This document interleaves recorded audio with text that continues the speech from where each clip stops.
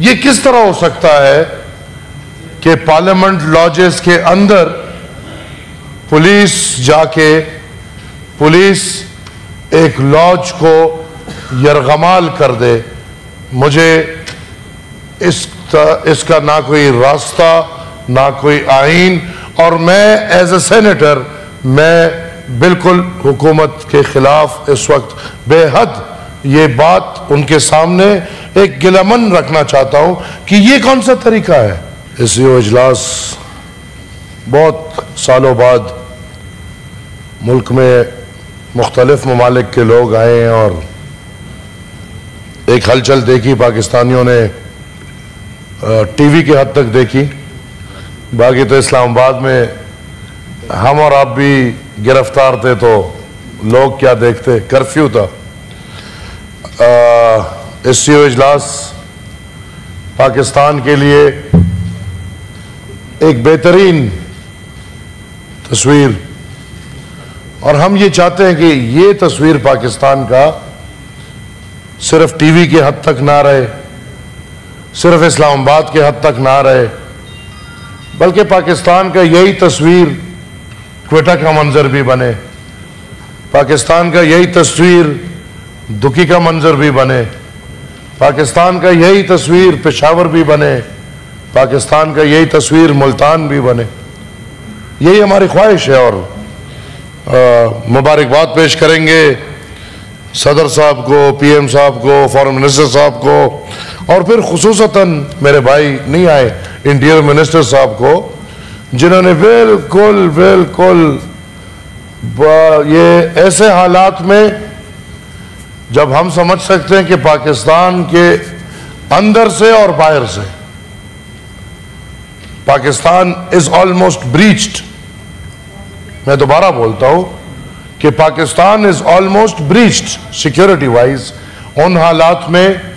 ये इजलास पुरअमन होना, भले कर्फ्यू था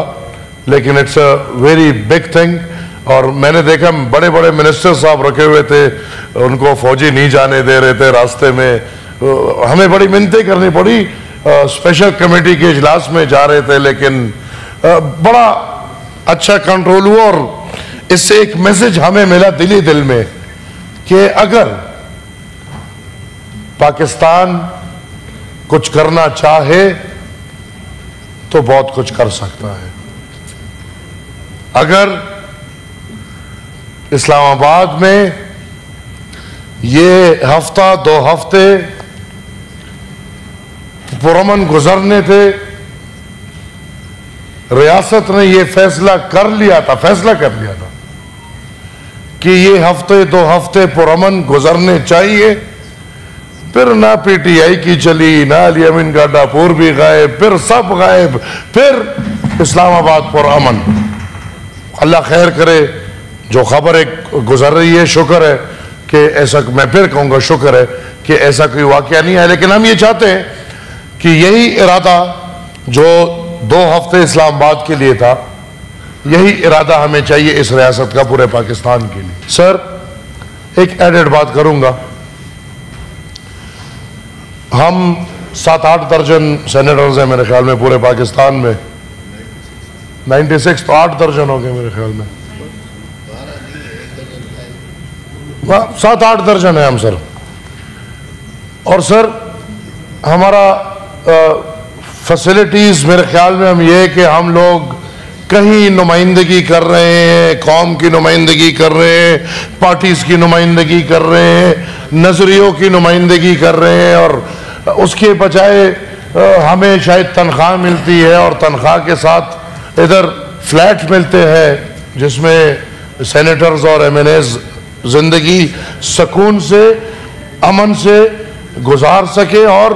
उनको इस्तेमाल करते हुए पार्लियामेंट आए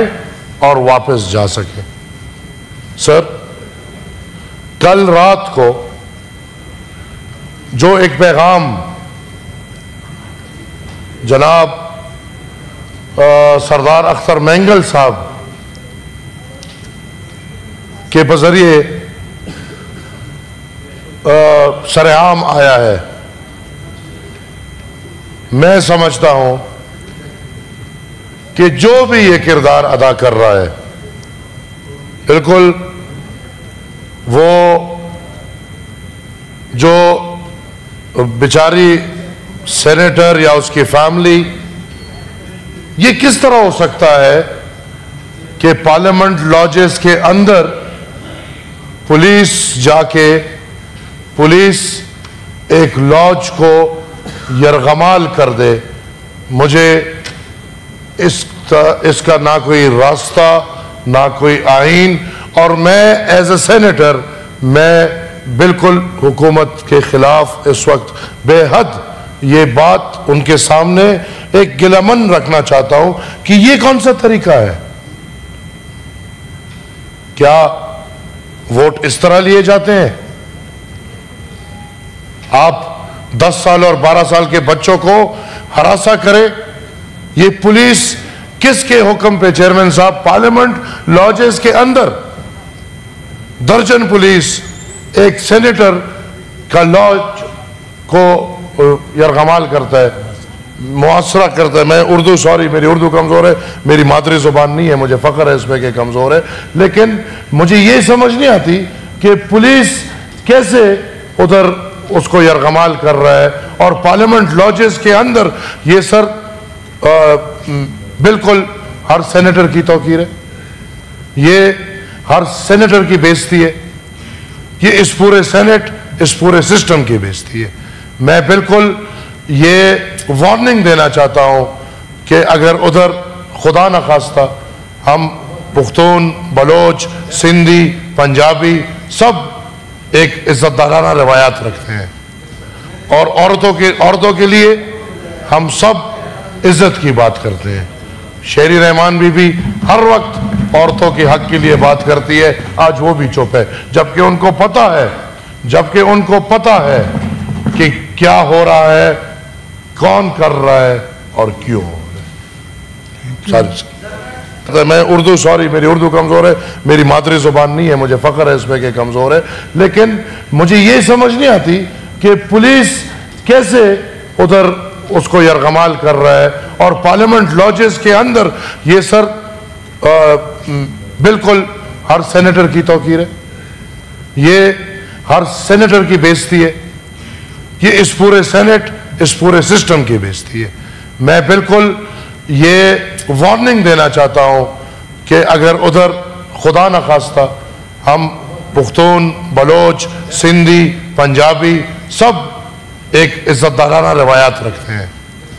और औरतों के लिए हम सब इज्जत की बात करते हैं। शेरी रहमान बीबी हर वक्त औरतों के हक के लिए बात करती है, आज वो भी चुप है, जबकि उनको पता है कि क्या हो रहा है, कौन कर रहा है और क्यों हो रहा है।